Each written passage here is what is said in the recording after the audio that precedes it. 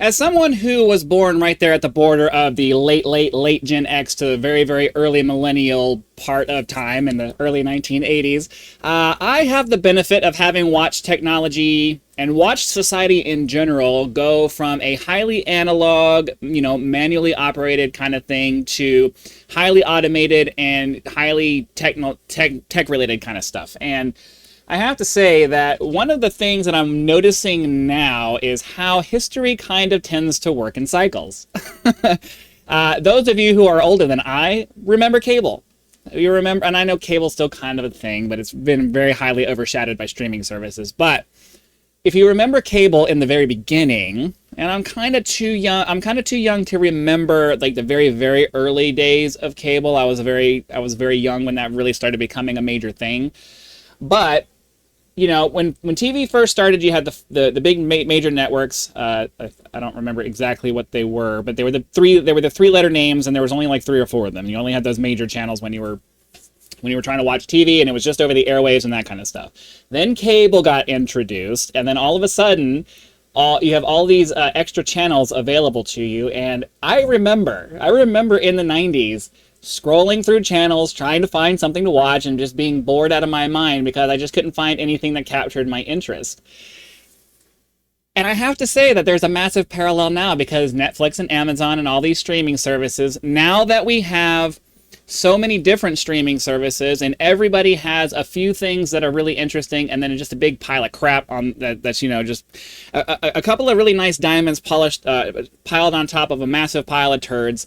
That's just what we live with now. It's the doom scrolling, streaming doom scrolling version of going through cable channels back in the day trying to find something to watch. And it really sucks. And the reason why we end up doing that is for a couple of different reasons. First and foremost, there's just so much content out there now, and it's so easy to produce content now that everybody just throws out what they can. YouTube is one of those things where, you look at it and you're just like, there's so many people out there online just putting this out there. It's so hard to rise to the top because, you are competing with millions upon millions of other people who are trying to do the same thing. And, if your content is great, you have a greater chance of going up, but you're also just kind of at the mercy of the algorithm. And, some people who probably should have better success maybe might not have a chance at that just because they don't understand the algorithm side of things, and it just kind of gets buried under there. When it comes to, cable versus streaming services, there's just so much more content now that it's really hard to curate that in a way that actually works. So what ends up happening is that you have these big streaming services like Netflix or Amazon, and they have like 2 or 3 movies and 2 or 3, shows that they know people are going to love. And then they end up just kind of filling up the rest of it with filler to make it look like their service has a bunch of really good stuff on it. But the reality is, and if you're like me, you spend a really long time scrolling through movies and TV shows trying to find something that looks like it might be interesting to watch because your time is very valuable to you. You don't want to waste it. You don't want to waste an hour and a half to 3 hours of your time watching some crap that was produced by a company that really should never approve the movie in the first place, right? And there's just a lot of that out there. So one of the problems that we're running into is mostly, like, I know people criticize Netflix and Amazon and all these people for spreading out and moving the content out and all that stuff, and rightfully so. But I think the biggest problem that we're having right now is not having to do with the streaming services themselves, and it's not having to do with the method in which, those movies and TV shows are being fed to us. The problem that we're having right now is that, well, aside from the woke thing that just captured the entertainment industry in general, that there's multiple problems, but one of the biggest problems I think that is getting kind of set to the side, it's identified and people are aware of it, but they're not really focusing in on it. It's that there's no time and effort and work being put into not just identifying real talent, and I mean real talent, not just people who look good enough to be on camera, I mean real talent, and then developing those people into the movie stars we used to have. And to me, that is the biggest reason why it's so hard to find something to watch. There's a reason why even the younger generation who didn't live through the 90s, tend to want to watch things from the older eras. And it's because we had real legitimate movie stars who had the kind of talent that captured our attention. And that's the real problem we have in the entertainment industry today. It's not, I don't think it's necessarily that there are no talent people out there. It's that the people who have the talent aren't being identified because the people who run things have become less interested in producing quality product and more interested in figuring out. It's like the clickbait on YouTube, right? They aren't necessarily interested in providing you with a good value for the money that you're paying for the experience you're trying to have. They're just trying to get your butt in the seat. And if you like the movie, great. And if you don't, we don't care. You already paid your money. We got ours, and we don't give a crap about you. So that's the end of that. So, you know, it's a clickbait kind of thing where, you know, they make it seem like it's going to be this epic thing. And then you sit down and you watch it and you're just in 5 minutes into the movie, you're like, I got clickbaited. Crap.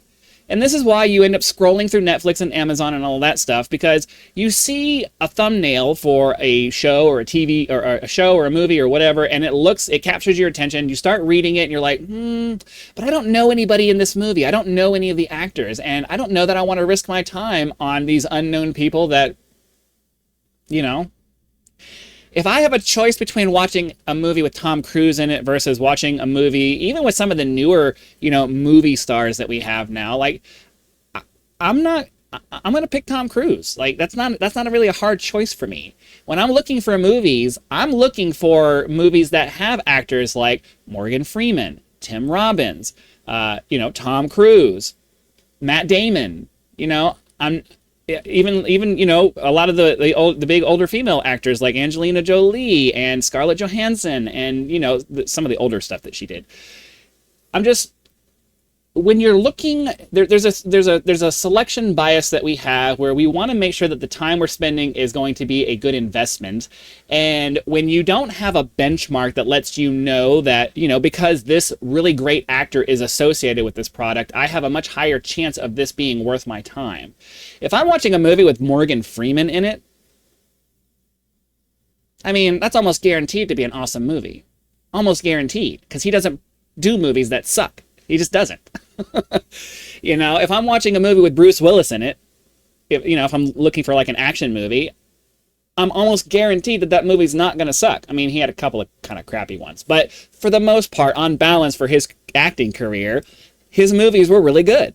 If I'm watching a movie with Sean Connery in it, especially his later work, you know, some of his later movies were just really, really great. Like, I can't remember the name of it, but he plays an old writer, and he befriends a young black man in the Bronx, and there's a whole thing, and I forget what it's called, but he helps the young black man find his voice in writing and get in this really rich school and all that stuff, and then he goes off back to Scotland and dies.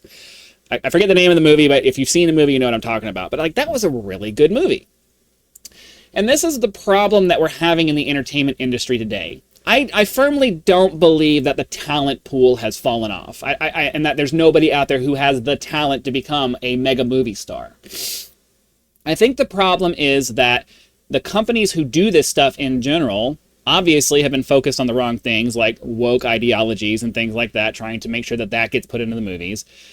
You know, quantity over quality is another big problem, which is why the cable networks, you know, ended up having a problem when streaming services came along, because it became obvious that, hey, if I can just play movies on demand and I don't have to wait for the cable station to put it up there, and I don't have to pay for, you know, all this extra crap that all these extra channels that I don't want, and I can just focus in and pay for access to the things that I want, then it's much easier for me, you know, I'm much happier with my situation here.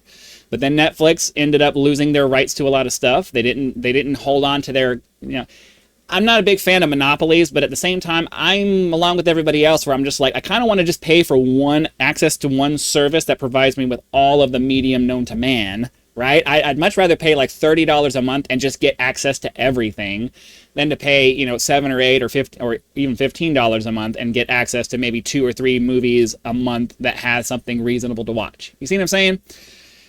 But setting aside all of the business decisions and things like that, I honestly believe that a massive component to this is just the fact that, you know, as the critical drinker would say, the death of the movie star. And I don't think the death of the movie star is coming because You know, there's just no one out there capable of being another Tom Cruise or Bruce Willis or Sean Connery. I think those people are out there. They're just not being nobody's searching for them. Nobody's looking for them. Nobody's trying to find somebody who has the raw talent that can be developed into superstardom. And this is the problem that we have when it comes to things like Netflix. It's because they're trying to use normal people with normal talents to make things interesting. And the problem is that normal people aren't interesting. Normal people aren't fun. Normal people aren't somebody that you want to watch do something. There's a reason why movie stars tend to be eccentric. It's the reason that movie stars tend to be weird. It's because it's that weirdness that makes them interesting, and usually it's the insanity inside of them that gives them the crazy drive to put on these amazing performances that we like to watch. I think that if the studios want to get back to what Hollywood used to be, aside from, you know, the woke stuff, even if they wanted to do the woke stuff, if they would just go back to finding real talent and developing that talent, not just trying to find somebody they can put in front of a camera with minimal investment. Like, you got to put the time and effort into identifying them, and then not just identifying people who have talent, but putting the time into developing those people into the stars that you want them to be. Because we as people are attracted to people we find exceptional. That's just the way we are. And B, people we find familiar. And there's a reason why certain names back in the 80s and 90s and early 2000s were able to prop up movies that a lot of times didn't really deserve to be made, but because this big name actor was a part of it, it ended up boosting the sales because people were like, ooh, I want to go see that movie because it's got Morgan Freeman in it. You see what I mean? So I can't think of a single actor in the last 20 years that makes me feel like, you know, the actors of the 90s and the 80s. I can't think of any. Like, I know some big name actors from recent history, Chris Pine, and I don't know, I can't really think of any more. Like Chris Pine, only because I'm a big fan of Star Trek, and even though the new Star Trek movies were kind of, I still enjoyed the visual spectacle of it. It was fun. Anyways, my point is that, like every one of my videos, I've drugged this out to the nth degree. But if studios like Netflix really want to capture people's attention again, we need to get away from the cable model that things have turned into. You can't put out so much content. You can't have zero curation of what you're putting onto the content and make it so that the customer has to scroll through endless videos and movies to find something that's worth their time to watch. And how do you do that? What's the easiest way to do that? You find good talent, you develop that talent, and the talent decides what projects are worth making and what's not. Because if a big name actor who has a right to decide what movies they're going to participate in and what movies they're not, has the option to decide what they're going to do, they're going to pick the best movies for them. And because they know what they're doing and because they have the credibility to decide that, the rest of us are going to follow along, and we're all going to be a lot better off. The problem with a lot of things on the internet and streaming and all of these things is just the fact that there's just so much unfiltered stuff. Back in the day, there was filtering via the studios to find talent, to find good stories and all of that stuff, and only the best actually got made, and the rest of it got shelved, and nobody had to ever see it again. We're way past that now, and it really kind of needs to, we kind of need to wind the dial back to get to the part where, you know, content is curated for us so that we can actually have a good experience and not waste our time.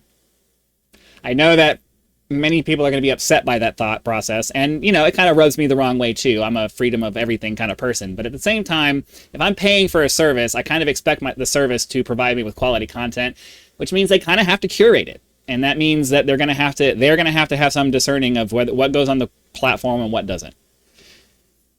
And that's just the way it is. So anyways, hopefully that makes sense. Be sure to click the like button, subscribe to help us reach our first 1,000 subscribers. And if you like gaming, head over to my channel, my gaming channel. I have a bunch of videos over there that you can watch from the past couple of years. Help us reach our 10,000 subscribers over there. So again, thanks for watching. Be sure to come back for whatever next video happens to be, and I'll see you then.